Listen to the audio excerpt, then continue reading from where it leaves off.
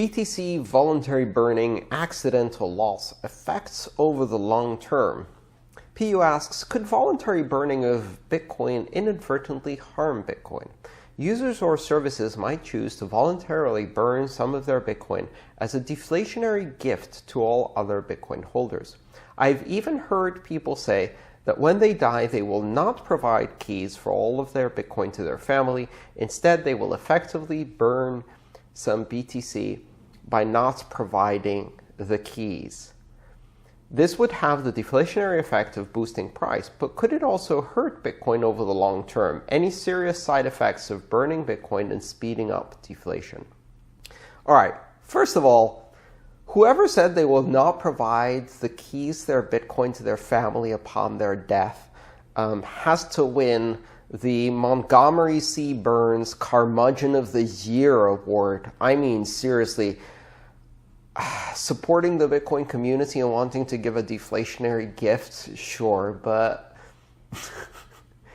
burning your Bitcoin rather than giving it to your family, either you have a really, really terrible family, but even so, like friends, charities, nothing, really? You're just going to burn it all?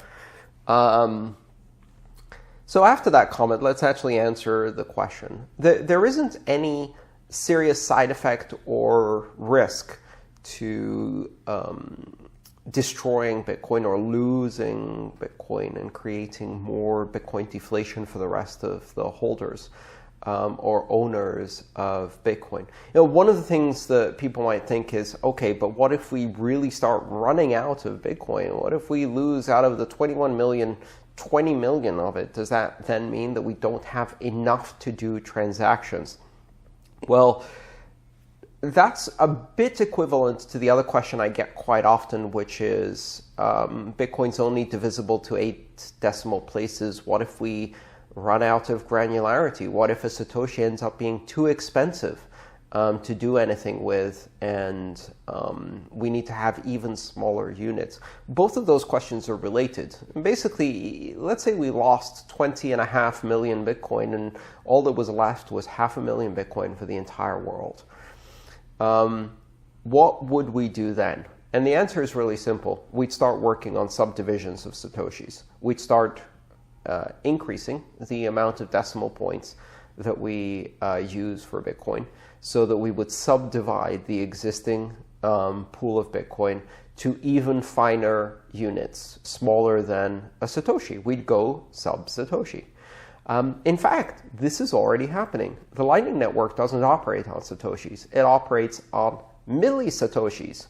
How is that possible, you might say? Well, by ensuring that settlement is rounded up, Lightning Network can operate on milli-Satoshis internally while settling transactions at a Satoshi level on final settlement. And that gives the aggregation of milli-Satoshis into Satoshis gives the Lightning Network a lot of flexibility. This is not the last time this is going to happen. In fact, we are going to see sub-Satoshi units being developed. There are a number of interesting tricks to do that, including some techniques developed by Thaddeus Dryja, Taj Dryja, who is one of the co-authors of the Lightning Network white paper back in, I think it was 2014, and who has made some incredibly insightful and creative contributions to the state-of-the-art in cryptography and cryptocurrencies. And one of the things he developed as a concept was, I believe, and I hope I'm attributing it correctly, is a way to do probabilistic subdivision of Satoshis. If you're interested, look up Thaddeus Dryja, Taj Dryja, and sub-Satoshi amounts. Very interesting presentation on that. So, bottom line, we can go to smaller units, and therefore it doesn't matter how much of Bitcoin is lost or burned, it won't have any effect. It is truly a deflationary gift to the rest of the Bitcoin economy. It doesn't matter. If you lose your Bitcoin, everybody gains a bit of value on theirs. I hope it doesn't happen to you, but if it does, you're not hurting anybody else other than yourself. And in the case of the Montgomery C. Burns Winner of Car Margin of the Year, you're also hurting your family because you decided to burn your Bitcoin. Anita asked, sometimes people ask me, why is the limit 21 million Bitcoin? Couldn't find any information why Satoshi Nakamoto has chosen this number. Why not 25 or 18 or something else? Do you know? And someone else added, SJ added, why 8 decimals? So the number 21 million is really quite arbitrary. It doesn't have any special meaning as far as I know.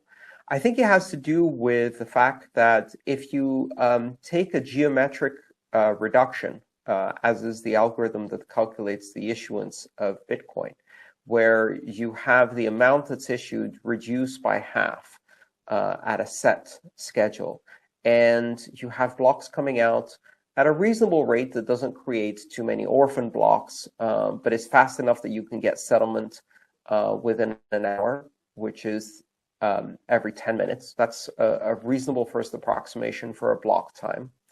And the initial reward for Bitcoin was 50 coins every 10 minutes. Nice round number.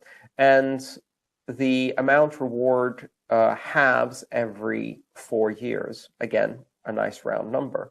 And if you work that out, that geometric progression produces 20,999,997 point something bit. So just short of 21 million.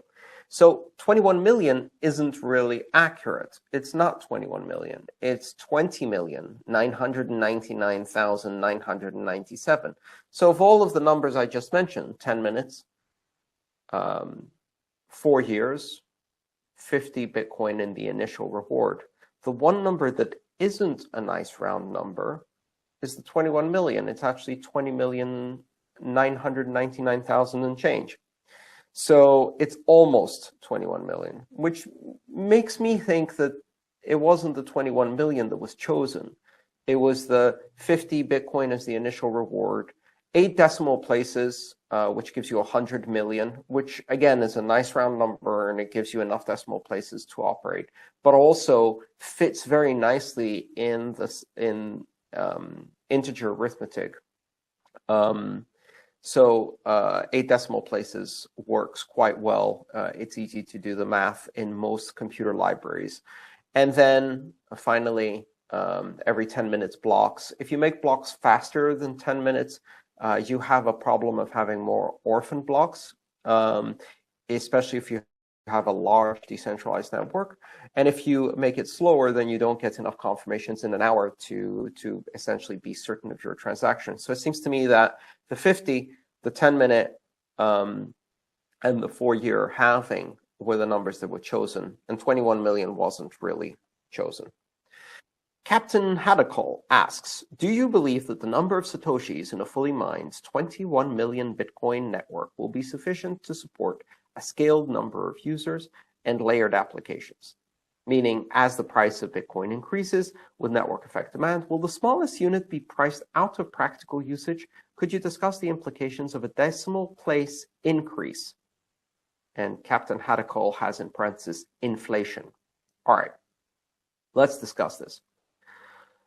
First of all, I don't think that 8 decimal places is enough. I think we're going to see an increase in the number of decimal places. However, that isn't inflation. Changing the divisibility of your currency isn't inflation because it doesn't increase the total amount of currency in circulation. All it does is change the units of the currency you already hold in your hand. They're still just as rare. There's just more smaller divisions of them. That's a very subtle difference, but it's not actually inflation. You're not issuing more units. These don't get added to the circulation of the currency.